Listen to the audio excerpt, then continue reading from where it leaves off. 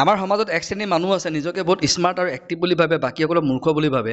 তেওঁ ভাবে যে পৃথিৱীত সকলো কাম তেওঁৰ দ্বাৰাই সম্ভৱ, তেওঁ সকলোবোৰ জানে, মানুহক চৌকে চবাজি কৰোঁতেই যায়। ৰিয়ালিটিত কিন্তু তেওঁলোক তেনেকুৱা নহয়। গতিকে তেওঁলোকৰ কাৰণে এই ভিডিঅ'টো। कहने वाले सिर्फ कहते ही रह गए, लेकिन काम करने वाले लोग बिना बोल के ही, बिना कह के ही बहुत कुछ कर गए। কাম কৰি থকাজনে, কাম কৰা ব্যক্তিয়ে মানুহে কেতিয়াও বৰ বেছি গাই বাই নুফুৰে মানুহৰ আগত।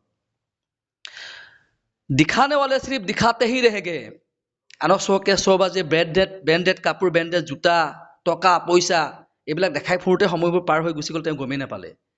लेकिन जो सादगी में थी वही आगे निकल गए। পৃথিৱীত যিজনে কাম কৰা ব্যক্তি নিজৰ কামত ফ'কাছ কৰে, নিজৰ গ'লটোৰ ওপৰত ফ'কাছ কৰে, নিজৰ কামৰ প্ৰতি বিশ্বাস থাকে, কামত কেতিয়াও গাফিলতি নকৰে, মানুহক দেখাই ফুৰাত, অতি ৰঞ্জিত কৰি বেছি জহাই থকাত, নিজকে প্ৰশংসা কৰি থকাৰ ওপৰত বেছি গুৰুত্ব নিদিয়ে, আৰু সেইসকলে এটা সময়ত সফল হৈ ওলাই গুচি যায়।